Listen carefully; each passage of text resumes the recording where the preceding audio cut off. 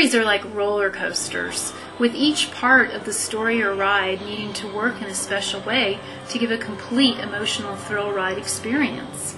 Notice how our 3-act structure curve resembles a roller coaster in many ways. There's a slow setup similar to the way roller coasters go up steep, slow climbs at the beginning, then drop really fast. That's the inciting incident, that first big drop, which is the first big event when you're on a roller coaster ride. Roller coasters then go up and down, and they do all these like twists maybe, depending on what kind of roller coaster place you're at.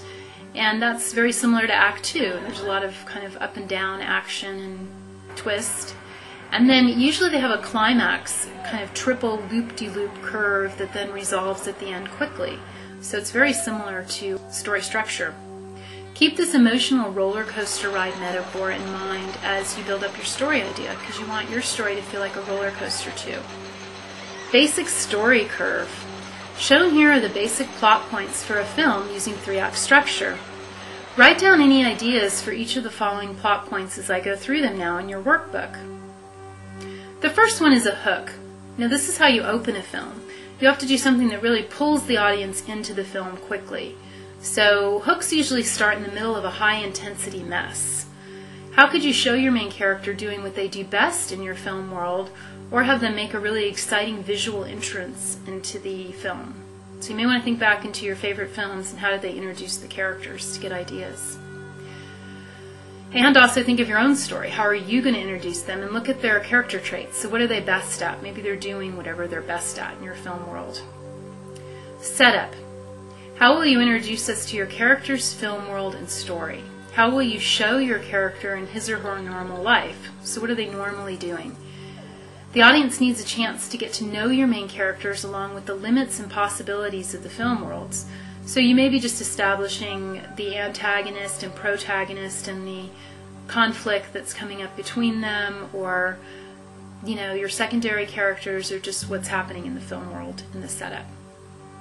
The third plot point, which starts Act 2, this is 3 acts, and Act 2 starts at the inciting incident. What event happens that forces your characters to act by choosing a goal and committing to making it happen? And on this chart it says that the inciting incident starts at Act 2, but you can have your inciting incident as your hook. It could be at the beginning of your film. And you see that a lot more now with modern films. They'll just put the inciting incident first, and then the setup and the hook are all kind of tied in there, and it just sort of rolls into Act 2 right away. But it's up to you. These plot points don't have to occur in this order or with this kind of spacing. This is just the general idea of how you tell a story using 3-act structure. The fourth one is journey into the unknown. Protagonist sets off to accomplish plot goal, leaving what is familiar behind. So usually they go somewhere they've never been before, or they're doing something they haven't done before, because the plot goal is going to force them out of their comfort zone in some way. The fifth one is investigation. Protagonist searches for goal, object, or information, encountering lots of obstacles and conflict. What are some obstacles or conflicts your character might face while attempting to accomplish their plot goal? You would be thinking of antagonist and protagonist, because they both have those plot goals that are in opposition. So what types of obstacles and conflict are they going to come into contact with? The next plot point features a big twist in the middle of the story. This usually happens in the middle of Act 2, but we're seeing a lot more suspense and twist with stories these days, where you'll see twist in each scene. A new plot goal usually emerges in the middle of the story in a feature film, since the first goal is usually accomplished and it kind of starts to drag if they just have one goal. Sometimes they'll have maybe 5 different goals. They'll have to do a bunch of little things to get their main goal. The next plot point is the final confrontation. This is a confrontation between 2 characters or groups, or a situation that has been building up during the story.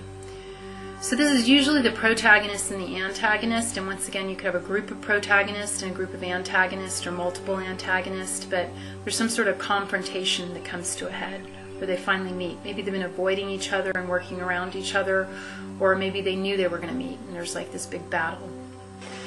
The next plot point is the climax. This is the point of greatest intensity in a story. This is where everything should be building up to this point, where the audience interest in the plot reaches a crescendo. So you need to ask yourself, what is the big climactic event at the end where we see whether or not the characters succeed or fail at their plot goal? So if their plot goal is to win a race, it's obviously the climax would probably take place right before the finish line, where some kind of crazy thing happens and the character either wins or loses. So that's a good place to look when you're looking at climaxes as your plot goal. So think about that for a minute. How could you have a big event to decide whether or not your character succeeds or fails at their plot goal? And write down any ideas in your workbook. The next plot point is the resolution. And this is usually a really quick plot point.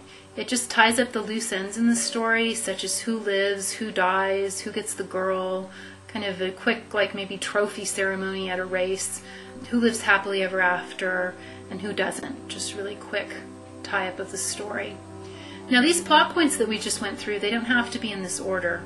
You could have the resolution be the beginning. Maybe a character has been arrested and he has to go through and tell a detective what just happened.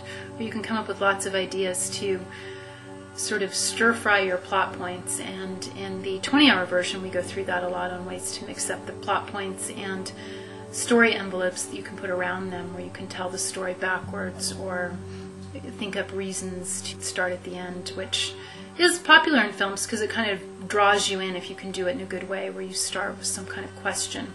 Maybe you start with a character you can't quite see that's in jail writing a letter, and then you find out later that that's not the character you thought it was, but it kind of draws you in because you wonder who that character is. So there's lots of ways you can play with it. Take a moment right now to fill in your final plot point ideas for the story that you're working on. And don't get stuck on coming up with the perfect one. And I know we're going kind of fast and this is a lot of information, but just come up with something that would work with the story you're doing, just whatever comes to you that constitutes these plot points, and just write a little sentence for what might happen at each of these points. So take a moment to do that now.